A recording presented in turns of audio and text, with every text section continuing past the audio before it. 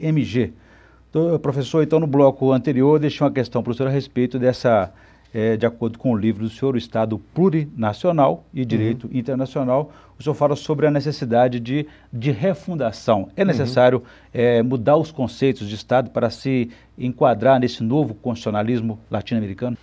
Pois é, olha, existem posicionamentos distintos, né, ou divergentes mesmo a respeito do novo constitucionalismo latino-americano. Alguns não veem muita novidade, ou seja, fazem ainda, ou insistem ainda em fazer uma leitura moderna sobre esse novo constitucionalismo. Outros veem numa perspectiva de reforma. Olha, vamos avançando, né? Você tem algumas reformas aqui na estrutura da Constituição, na ideia de Constituição, conquista de novos direitos.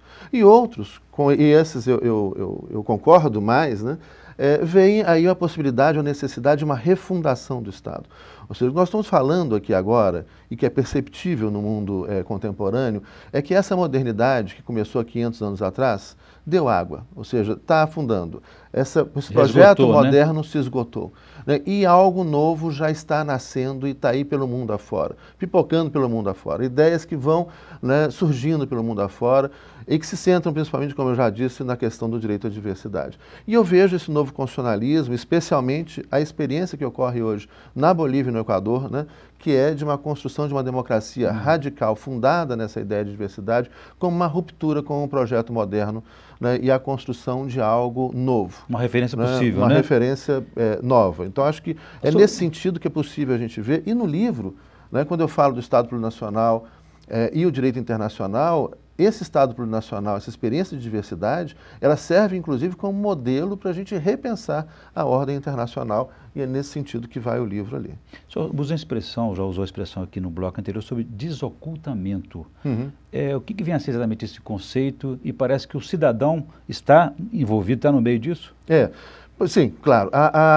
Porque o projeto moderno, para viabilizar um Estado com poder centralizado e hierarquizado, ele precisou uniformizar as pessoas.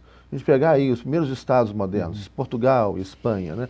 O que era considerado diferente foi expulso, né? O caso da formação da Espanha, de Portugal também, com a expulsão dos muçulmanos, dos judeus, e os que permaneceram ali nesses estados vão ser uniformizados. Ou seja, agora todo mundo é obrigado a ter a mesma religião, falar o mesmo idioma, pensar do mesmo jeito e etc. Daí quando a gente fala desse projeto uniformizador. Nessa uniformização, o diferente, o divergente, o diverso foi proibido, perseguido, extinto em alguns casos, ocultado, né? Sufocado em muitos casos. Então, por exemplo, se a gente pegar o modelo espanhol, na Espanha todo mundo era obrigado a falar castelhano, até hoje. Né? E o outro, né, que tinha um outro idioma, outra cultura, uma outra história, o catalão, o basco, o galego, o valenciano, esses foram ocultados, proibidos, e daí que hoje ressurge isso. Né? Olha, eu fui proibido de ter meu idioma, de ter minha cultura, de ter minha espiritualidade, etc. Agora, né, isso começa a renascer pelo mundo afora. Europa, África, Ásia, América, e aqui na América do Sul, né, especialmente na Bolívia e no Equador, que se constrói um Estado chamado Estado Plurinacional, que começa a institucionalizar, constitucionalizar essa diversidade, indo, portanto, ou batendo de frente com a ideia de um direito moderno que era uniformizador. Agora se contrapõe um Estado plurinacional que não é uniformizador, que, ao contrário, que respeita a diversidade e que faz com que essa diversidade conviva num espaço de diálogo, sem hegemonia, sem que ninguém seja melhor do que ninguém, sem que nenhum grupo seja melhor do que nenhum grupo, sem que ninguém sirva de modelo para o outro copiar, mas que se respeite essa diversidade. Nesse contexto, por exemplo, aí, dessa reinvenção da roda, digamos assim, né? Sim. Nós tivemos no ano passado aquelas manifestações no Brasil.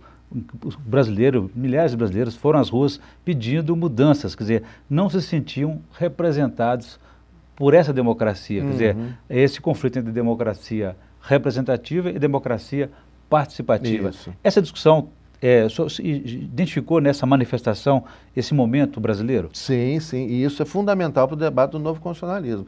O novo constitucionalismo, ele vai colocar essa ideia de uma democracia participativa, da busca de consensos por meio do diálogo, da destruição de qualquer tipo de hegemonia, né, onde um se coloque mais do que o outro, né, da superação da lógica do opressor e do oprimido, né, como algo central desse novo constitucionalismo. E está justamente isso, a gente vivencia isso, e é importante que a gente preste atenção nisso, está ocorrendo no mundo inteiro, especialmente na Europa e nos Estados Unidos, é uma crise da democracia representativa. As pessoas sentem, e pelo mundo inteiro, e especialmente onde essa democracia representativa, né, primeiramente foi testada, né, na Europa, ali há uma crise radical dessa democracia representativa. As pessoas veem, olha, aquelas pessoas que estão ali no parlamento não me representam. A gente precisa repensar essa democracia. Muito bem, eu vou desse tema daqui a pouquinho, mas antes eu gostaria que o senhor fizesse a indicação de leitura para os nossos telespectadores no quadro Pensamento Literário, por favor.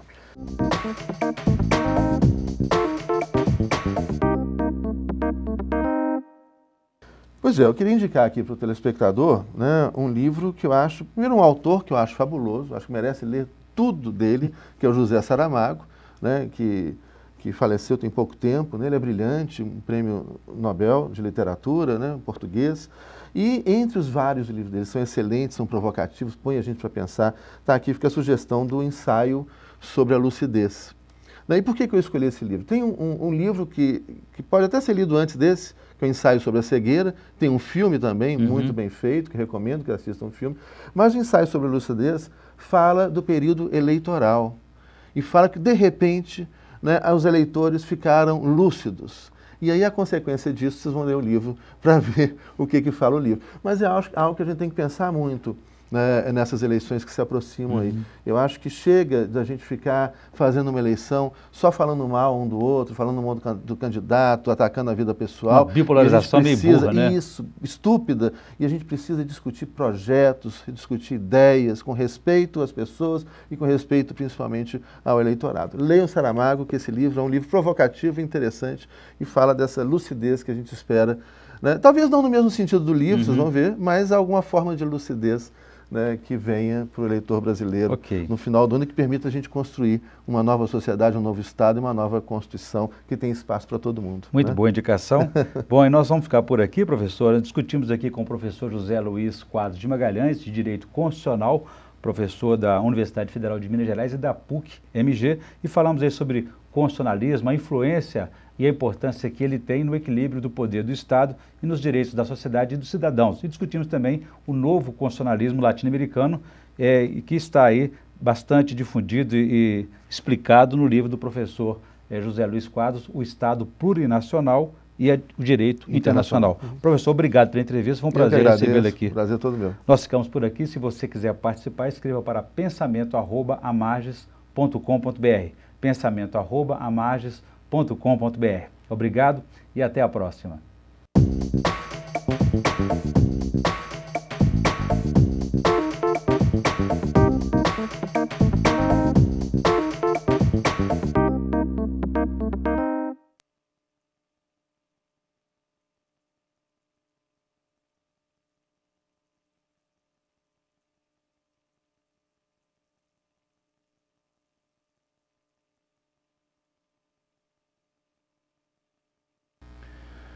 O constitucionalismo busca estabelecer um equilíbrio entre o poder do Estado e os direitos da sociedade e dos cidadãos. Como tem sido a experiência ao longo da história?